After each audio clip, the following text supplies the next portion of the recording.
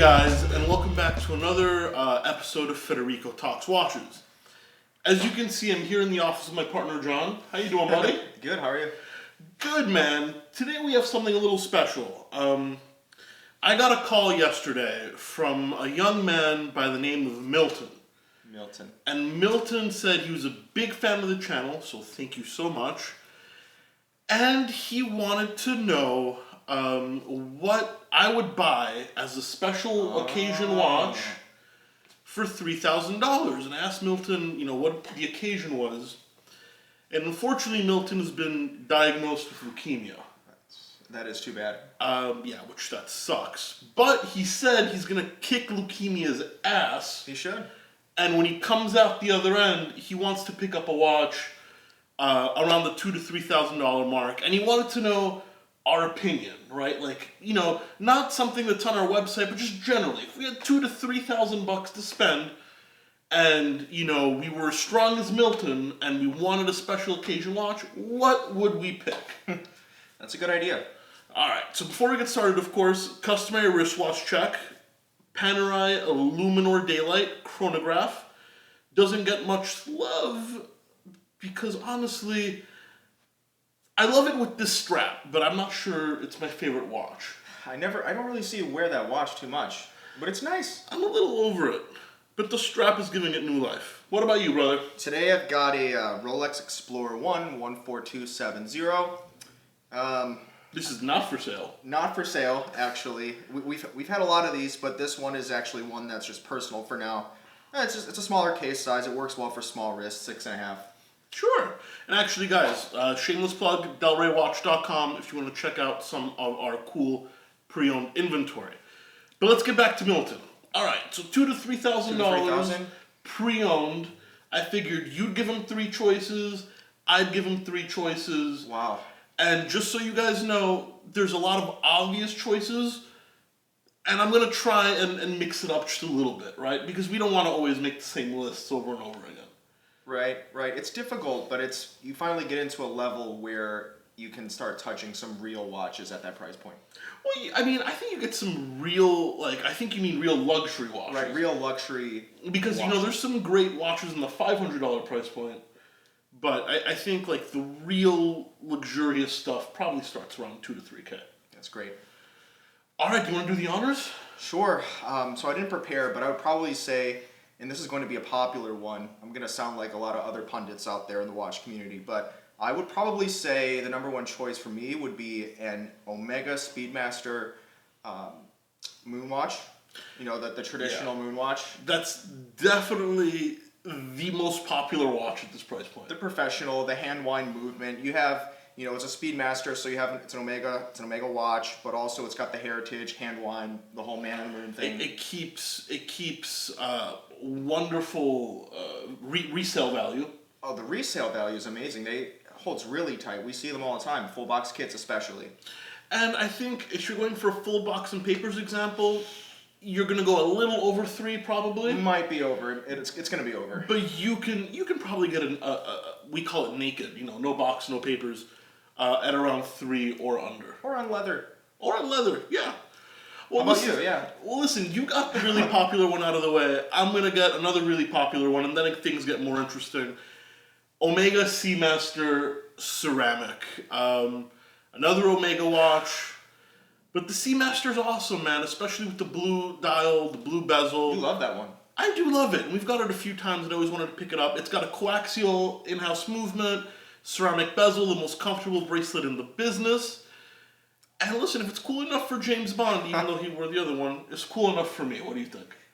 That's another great one. And you see it a lot. And it competes directly with the Submariner, which is almost triple the price. Well, we see them all the time in our service center, so other people must agree. Yeah, it's true. And we don't mean that they break a lot. We just mean a lot of people own them. Normal overhaul. But yeah, so we got Speedy and Seamaster out of the way, out of our system. What's next? This one's a little bit out of the way, and some of you may not be too familiar with it, but it is a Ulysse Nardin, and I know I've touched on it in the past, but I do think that if you can find a Ulysse Nardin Maximarine diver or something in that realm from UN, at the price point of around $3K, and I think you can do it pre-owned. If you hunt, you get a lot of value. You get a lot of bang for your buck. You get a UN watch, and it's known as being a kind of a higher end, more prestigious watch than something else in that price point might be. And it's a dive watch, and it should have a lot of wrist presence, and it's unique as well. All very true, but in case you haven't seen my partner here with the frosted tips, it's a very Miami choice, you know what I'm saying? And actually, I like that. It's got personality. Just make sure that you buy one where the band isn't cut too short, because you size it by cutting, and if it's too short, it's really expensive to swap out. The rubber straps are maybe $500. Exactly. So get one that fits the wrist, but dude, that's a good choice. It's not bad. It's not bad. But what's your next one? I'm gonna go with something a little out of the way. I think we can go with another chronograph. Not quite as iconic as the Speedmaster, but you should be able to pick up a nice Chopard Millennia in this price range. Chopard, a brand that does not get enough love, especially their LUC line, which is just as good as some of the top boys in the business. Very refined. But the Millennia, yeah, it's going to be an ETA base, most likely. But so what? You get a nice either 7750 chrono or a Dupuis de Pro module. They go everywhere from 40 millimeter to 43. It's a nice line, man, and you don't see everybody else walking around with it. They come in vibrant colors. Watch. It's a very nice watch. I think if you like Ulysse Nardin, you probably like the Millennia as well. It's race themed, so it works for guys looking for a race watch in that price point as well. Yeah, that's probably right. But yeah, I mean, what's your third one, man? What's number 3? My third one is typically a style of watch that I don't normally wear, but I've recently started to kind of dabble in this category. It is a dress watch, so if you're looking for a dress watch, this might be a good option. I think that a Zenith Elite dress watch provides...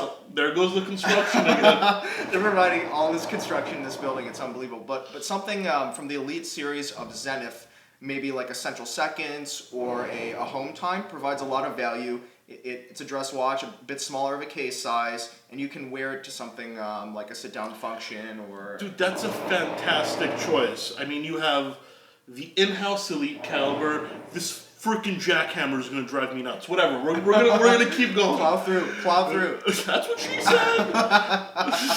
Sorry. Yeah, she did. No, it's an in-house movement. I think they're killer value, man. Anything non-El Primero by Zenith gets absolutely slaughtered secondhand, and that is their loss and your gain. Absolutely. Looks like a watch 5 times as expensive and has the heritage to back it up. Absolutely. Well, I'm going to go with the complete opposite. The opposite. Something that some people may consider slightly expensive for what it is. Okay. But it's a watch that I think is extremely stylish, is very, very handsome. Maybe not the most horologically haute horlogerie piece, but it's cool. And that is an IWC Mark. Either the Mark 16, 17, or 18.